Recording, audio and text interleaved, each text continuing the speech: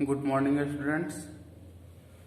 आज हम लोग अध्याय 13 में प्रश्नावली 13.2 स्टार्ट करने वाले हैं और इस एक्सरसाइज में जो फॉर्मूला हम लोग का यूज होगा वो बेलन से संबंधित, यानी बेलन का वक्र पृष्ठ क्षेत्रफल, बेलन का संपूर्ण पृष्ठ क्षेत्रफल, इसी से संबंधित ये प्रश्नावली है, इसी पे निर्भर है। तो हम लोग स्टार्ट करते हैं आज का क्लास। तो जो क्वेश्चन नंबर 1 हम लोग का है एक्सरसाइज 13.2 का, वो क्या है कि ऊंचाई 14 सेंटीमीटर वाले एक लंब वृत्तीय बेलन का वक्र पृष्ठीय क्षेत्रफल 88 सेंटीमीटर स्क्वायर 88 सेंटीमीटर स्क्वायर है। बेलन के आधार का व्यास ज्ञात कीजिए। तो हम लोग का यहाँ पे क्या दिया हुआ है, ऊंचाई दिया हुआ है। तो लिख लेंगे, दिया है बेलन की ऊंचाई, बेलन की ऊंचाई बराबर है 14 सेंटीमीटर, 14 सेंटीमीटर। ठीक है। तो वक्र पृष्ठ क्षेत्रफल भी दिया हुआ है, तो लिख देंगे और बेलन का वक्र पृष्ठीय क्षेत्रफल बराबर है 88 सेंटीमीटर स्क्वायर। यह है बेलन का वक्र पृष्ठीय क्षेत्रफल 88 सेंटीमीटर स्क्वायर। ठीक है। तो बेलन का वक्र पृष्ठ क्षेत्रफल होता क्या है, 2 पाई आर एच बराबर है 88। तो यहाँ पे हम लोगों को h का वैल्यू पता है, r का वैल्यू फाइंड करना है। तो जब 2r हम लोग फाइंड कर लेंगे तो 2r क्या होता है, व्यास होता है। ठीक है। तो वही व्यास हम लोग को इसमें ज्ञात कर लेना है। तो r निकाल लेंगे सिंपली, और हम लोग व्यास उसी के माध्यम से निकाल सकते हैं। तो यहाँ पाई का जो वैल्यू होगा 2 इंटू पाई का वैल्यू 22/7 इंटू r का वैल्यू हम लोग को फाइंड करना है, r इंटू एच का वैल्यू है 14 इक्वल टू 88। तो 14 जो है 7 से डिवाइड हो जाता है 2 टाइम्स में। ठीक है। और जब हम लोग का जो शेष बचा क्या, 2 गुने 22 गुने r इंटू 2 बराबर है 88। तो दिस इम्प्लाइज जब हम लोग ये तीनों को गुना करते हैं तो 22 दूना 44, 44 दूना 88, तो ये हो जाएगा 88, r बराबर 88। यानी this implies r equal to क्या हो जाएगा 88 डिवाइडेड बाय 88। ठीक है। तो कितना टाइम्स में ये कटेगा, ये कटेगा हम लोगों का 1 टाइम्स में। तो दिस इम्प्लाइज r का वैल्यू क्या आ गया 1 सेंटीमीटर। तो हम लोग को क्या निकालना था इसमें, व्यास। तो अतः बेलन के आधार का व्यास, बेलन के आधार का व्यास, आधार का व्यास बराबर क्या हो जाएगा, बराबर होगा 2 इंटू आर। तो आर का वैल्यू क्या हम लोग को प्राप्त हुआ है 1, तो 2 1 जा 2 सेंटीमीटर इसका सॉल्यूशन। ठीक है। नेक्स्ट क्वेश्चन हम लोग चलते हैं, इसका क्वेश्चन नंबर 2 को। इसका क्वेश्चन नंबर 2 हम लोग सॉल्व करते हैं। तो 2 में क्या दिया हुआ है, पहले हम लोग प्रश्न को देखेंगे। तो क्वेश्चन नंबर 2 हम लोगों का है, धातु की एक चादर से 1 मीटर ऊंचे और 10 सेंटीमीटर 140 सेंटीमीटर व्यास के आधार वाली एक बंद बेलनाकार टंकी बनाई जानी है। इस कार्य के लिए कितने वर्ग मीटर चादर की आवश्यकता है। यानी कि हम लोग को जो भी एरिया निकालना है वो किस में निकालना है, वर्ग मीटर में। और हम लोग को एक टंकी बनाना है। किस प्रकार का टंकी, बंद बेलनाकार टंकी। बंद यानी कि हो गया संपूर्ण पृष्ठ क्षेत्रफल, और संपूर्ण पृष्ठ क्षेत्रफल के लिए हम लोग फॉर्मूला क्या पुट करते हैं, 2 pi r into r plus h. तो हम लोग उसी में चलते हैं। तो सबसे पहले जो दिया हुआ है उसको हम लोग मेंशन कर लेते हैं। तो यहाँ पे क्या दिया है, व्यास सबसे पहले है, तो दिया है बेलनाकार टंकी का व्यास बराबर है 140 सेंटीमीटर। बेलनाकार टंकी का व्यास क्या में दिया हुआ है, सेंटीमीटर में। ठीक है, तो हम लोग सेंटीमीटर को सबसे पहले मीटर में कन्वर्ट कर लेंगे। ठीक ना, तो हम लोग सेंटीमीटर को मीटर में कन्वर्ट करते हैं, तो बराबर क्या हो जाएगा 140 बटे 100। 100 से डिवाइड करेंगे तो मीटर में कन्वर्ट हो जाएगा। तो ये एक एक जीरो कट जाएगा और हम लोग का बचेगा 1.4 मीटर। ठीक है, तो ये तो हुआ हम लोग का आर का मान। अब यहीं से हम लोग इसका निकाल लेंगे त्रिज्या। ये व्यास हुआ, इसलिए त्रिज्या आर बराबर क्या हो जाएगा, व्यास बटे 2। तो व्यास बटे 2 बराबर व्यास है हम लोग का 1.4 डिवाइडेड बाई 2, कितना टाइम्स में, 0.7 टाइम्स में। तो 0.7 मीटर इस टंकी का क्या हो जाएगा, त्रिज्या। अब हम लोग को इसमें और क्या पता है, ऊंचाई पता है। तो लिख देंगे और ऊंचाई h बराबर है 1 मीटर। अब हम लोग निकालते हैं टंकी का कुल पृष्ठीय क्षेत्रफल। ठीक है, यानी टंकी को बनाने के लिए आवश्यक चादर का क्षेत्रफल। तो लिखेंगे अतः बंद बेलनाकार टंकी को बनाने में आवश्यक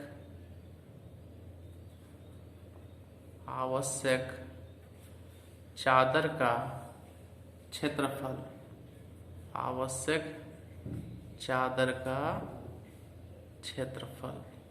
ठीक है। आवश्यक चादर का क्षेत्रफल क्या हो जाएगा, संपूर्ण पृष्ठ क्षेत्रफल, यानी कि 2 pi r into h plus r. 2 into pi का मान 22/7 गुने आर का मान है 0.7 और ब्रैकेट में एच का मान 1 प्लस आर का मान 0.7। तो ये 0.7 से कट जाएगा कितना टाइम्स में, 0.1 टाइम्स में। अगर हम इसे मल्टीप्लाई करते हैं तो 2 को 22 से तो 44 और 0.1 से तो ये मिलेगा 4.4 इंटू ये दोनों को ऐड करते हैं तो ये हम लोग का प्राप्त होगा 1.7। ठीक है, और जब दोनों को हम लोग गुना कर देंगे तो क्या मिलेगा 7.48 मीटर स्क्वायर। यानी एक बंद बेलनाकार टंकी बनाना है तो उसका क्षेत्रफल कितना होना चाहिए, 7.48 मीटर स्क्वायर होना चाहिए। ठीक है, अब हम लोग नेक्स्ट क्वेश्चन को सॉल्व करते हैं, क्वेश्चन नंबर 3 को। तो 3 क्वेश्चन को पढ़ते हैं। 3 में क्या दिया हुआ है, धातु का एक पाइप 77 सेंटीमीटर लंबा है, इसके एक अनुप्रस्थ काट का आंतरिक व्यास 4 सेंटीमीटर है और बाहरी व्यास 4.4 मीटर है। इसका मतलब क्या है कि ये जो पाइप है ये कुछ मोटाई का है। ठीक है, मोटाई है तब तो इसका आंतरिक व्यास और बाहरी व्यास होगा। अगर हम लोग इसका मोटाई को निकालना चाहें तो क्या करेंगे, आंतरिक व्यास में बाहरी व्यास को अगर हम घटा देते हैं तो उस पाइप का मोटाई हम आसानी से निकाल सकते हैं। तो इसमें हम लोग को क्या क्या ज्ञात करना है, सबसे पहला आंतरिक वक्र पृष्ठ क्षेत्रफल, बाहरी वक्र पृष्ठ क्षेत्रफल और तीसरा हम लोग को ज्ञात करना है कुल पृष्ठीय क्षेत्रफल को।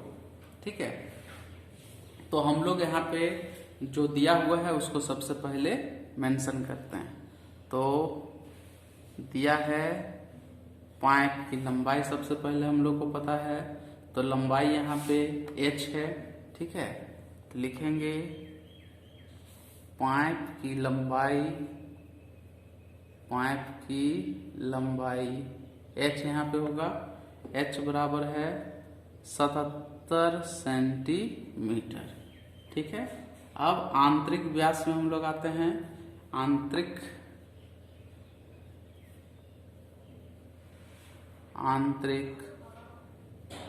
व्यास बराबर है 4 सेंटीमीटर।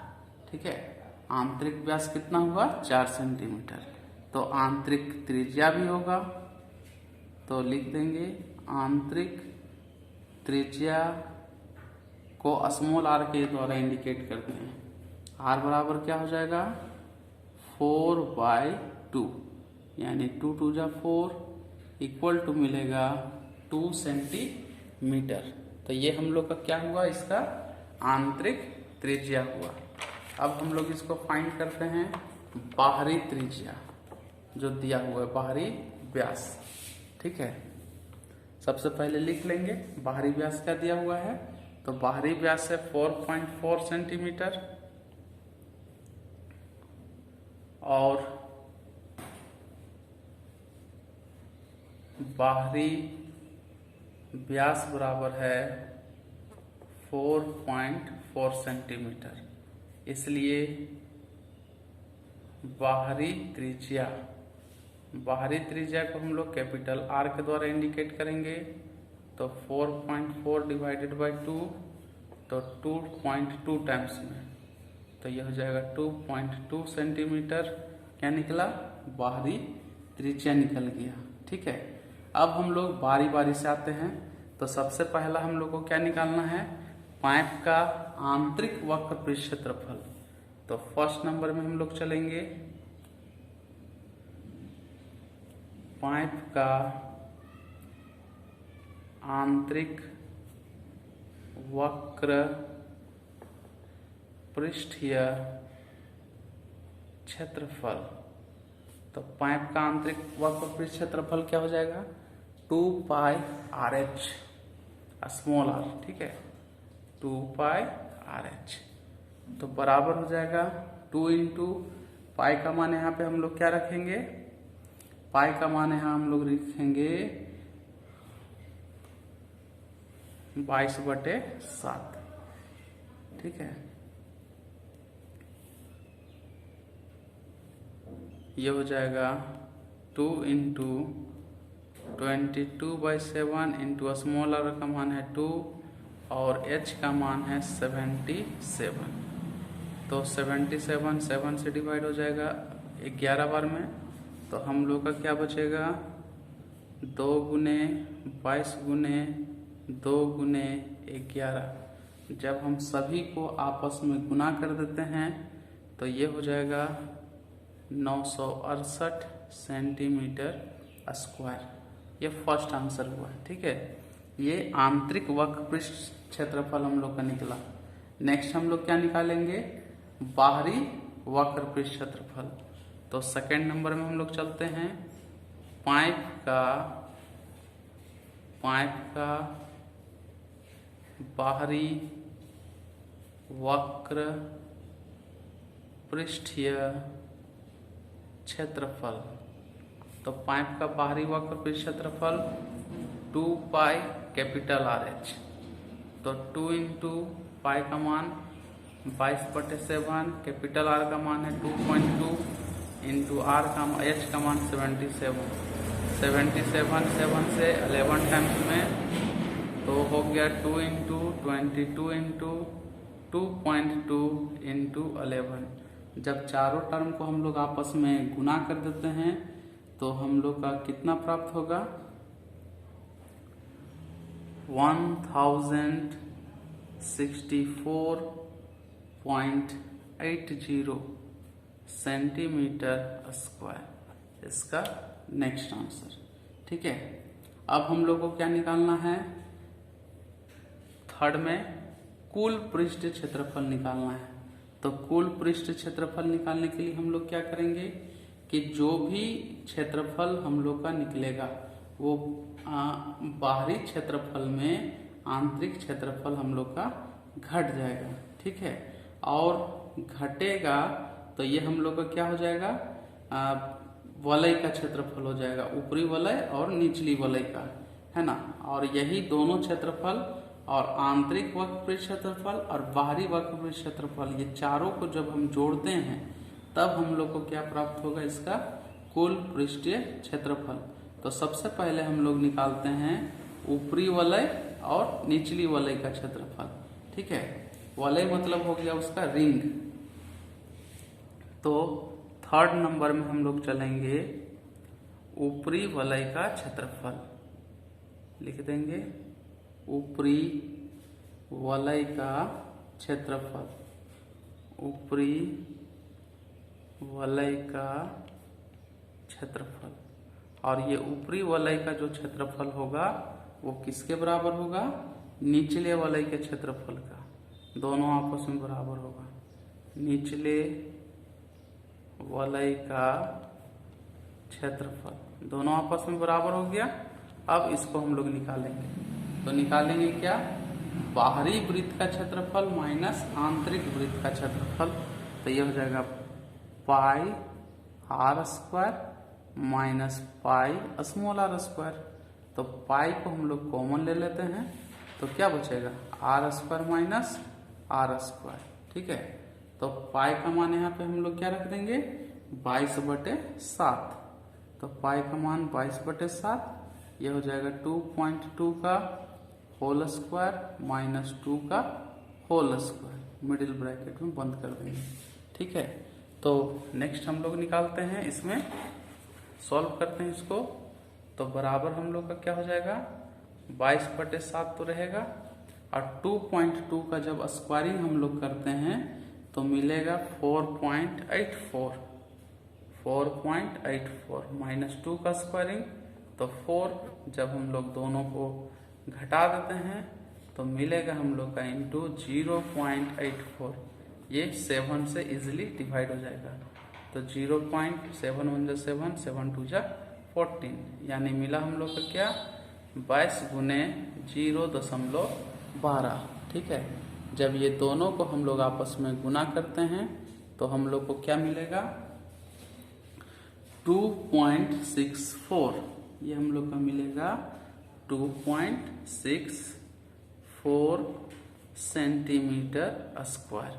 तो ये तो हो गया ऊपरी वलय का क्षेत्रफल, निचले वलय का क्षेत्रफल। अब हम लोग चलते हैं पाइप का कुल पृष्ठ क्षेत्रफल में, तो लिखेंगे अतः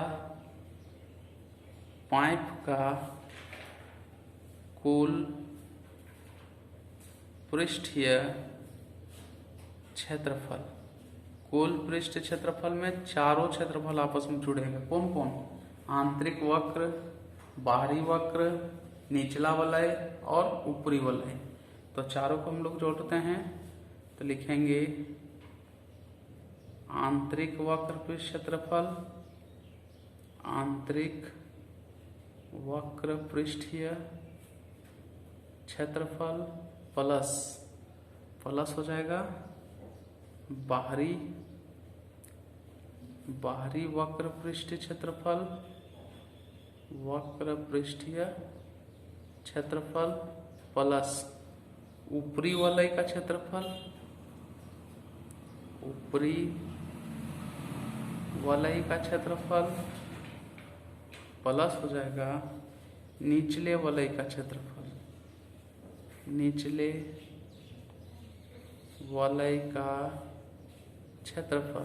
अब चारों को आपस में जोड़ते हैं, तो हम लोग सबसे पहले आंतरिक वक्र पृष्ठ क्षेत्रफल कितना मिला था, 964 प्लस बाहरी का मिला था 1064.80 प्लस ऊपरी का 2.64, निचली का भी 2.64, क्योंकि ये दोनों आपस में बराबर था।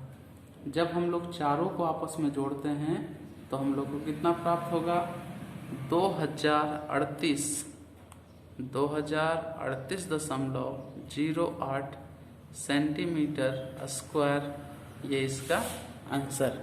ठीक है, तो आज हम लोग क्वेश्चन नंबर 3 तक जाने।